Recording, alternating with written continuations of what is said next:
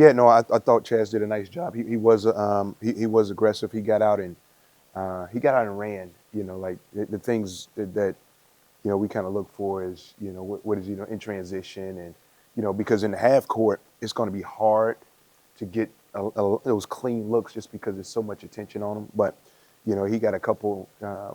They got a three in transition, then he got a run out layup in transition, and so those are all things that show how he was engaged, he was locked in, and it kind of got him going. That first transition three got him going a little bit, and so no, it was exciting to see him being aggressive in attack mode. Is there a common thread between second half Missouri, first half Oklahoma for what was clicking offensively? What was the first part? Is there a common thread between second half against Missouri and first half against Oklahoma? You know what? I thought our spacing was really good in both of those halves. I think we did a good job of getting paint touches, continuing to keep the defense in rotation, and and I thought we got some pretty good looks. Coach, in hindsight, I don't want to take Coach Barnes not take anything away from the opponent, but just how surprised were you at how you guys defended Kentucky, especially out of the gate in that first matchup? Man, let me think back. It was, the first 4 minutes of that game, I thought they did a really good job of, getting their shooters looks. And I didn't think we did a great job of defending them, and Brea got that three early, and then number two got the three on the left side, and then 15 got a look, and those are three of their best shooters. And so they were locked in, but I think we helped in that we weren't where we supposed to be. We weren't as locked in as we needed to be. Coach, I don't know if you're a big believer in momentum and confidence, but what was able to happen against Florida, do you think that's something that's pushing this team forward now as you guys move on? You know what? It's kind of tough to say. I feel like each game is its own individual, thing, and I think we continue to just learn from previous experiences, learn from previous games, and try to continue to add to it. And so the Florida game was great. I thought we were, able to kind of see a couple things that we didn't really. Hadn't really seen before, but that's with every game. That's with every game. But this group is locked in. I think everybody knows that.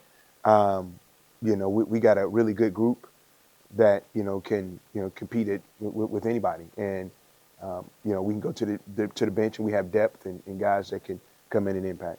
Felix and Cade seem to have been a lot more active on offense the last couple of games. How do you maybe continue that against Kentucky, who shut that down last time? I think a lot of what they get is off of, our ability to, penetrate and get in the paint. And they've been doing a good job of rolling to the basket and, creating different passing angles for our guards. I'd also say they're doing a great job on the glass as well and creating opportunities for themselves. But, it's we want to continue to try to get them the ball, close to the basket. Both guys are shooting high percentages, so analytically it makes sense to try to find opportunity to get them touches. How does Lamont Butler make Kentucky different? Yeah, Lamont's really good. He's kind of the head of the snake. He's the head of the snake for them. He sets the tempo. He sets the pace. He can score. He can facilitate. He's dynamic in transition, and he's also a really good defender. And so I think he changes them drastically.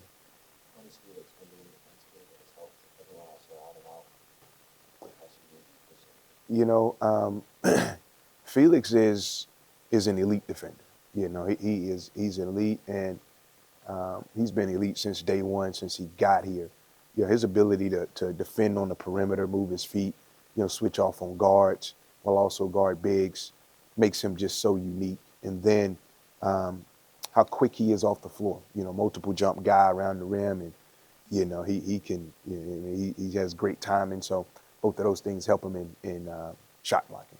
Fair to assume that the perimeter defense is the biggest adjustment that needs to be made in this matchup with Kentucky.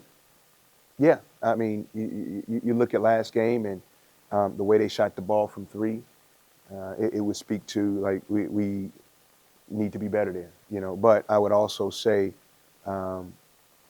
not only guards but the bigs on the perimeter as well, because they're not a huge post up team. They don't, dump it in and back to the basket and go to work type of team. But they get you on the rolls. They get you, in transition. And so, you may be cross matched sometimes, right? And so it's going to be bigs on guards and guards on bigs, or if you get caught in a switch. And so it's going to take it's going to take everybody just being locked in, being engaged, and communication is going to have to be at all time high. Coach, you played point guard. What's the guy doing so well right now that doesn't show up in the box score, shooting percentage, or just numbers? I think, and I mean, Coach has said it too, but he's managing the game. He's understanding the flow of the game, when we need to play fast, when we need to slow it down, when we need to get Chaz a shot, when we need to get Felix a touch. Like he's his feel right now for the flow of the game and where the ball needs to be is he's doing a really good job of that. How nice has it been to see Chaz be more physical on the It's been good. He's got a great body, good size, and for most times, he's going to have that advantage on some guys, and so it's good to see him use that body when he gets in there, and he's a good finisher around the rim, and he's good in there, and so we do encourage that part of it too, because the jump shot, people they're going to try to take that away, right? And so being a multi-level scorer is something that he's more than capable of doing. After that second Florida game, Michael, about taking the loss at Florida personally, do you get that similar sense with some rematches coming up? Take the loss personally, but also understanding why we lost and what needs to be corrected to try to win this game, and so, yeah, you can take it personal, and guys, they had a lot of reflection as we watch film and we watch tape, but you got to remove the emotional part of it out of it, and really get down to implementing what we've talked about, what we're doing in practice, and how we want to attack certain situations, how we want to guard certain situations. And so, yeah, it's great that emotionally that they feel like that, but that emotion after the first couple of possessions kind of wears off, and now it's all right. Let's lock in, and you got a assignment to make sure you take care of. What were one of those reflections? What's that? The reflections in film. Did they talk about reflections? No, I mean reflection from just like watching the game.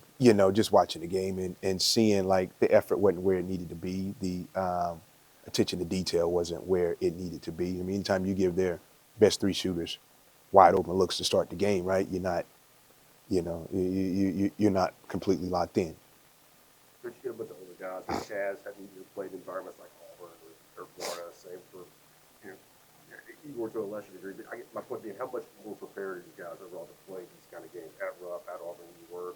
If you look at the results compared to Florida, which has been the last few times out.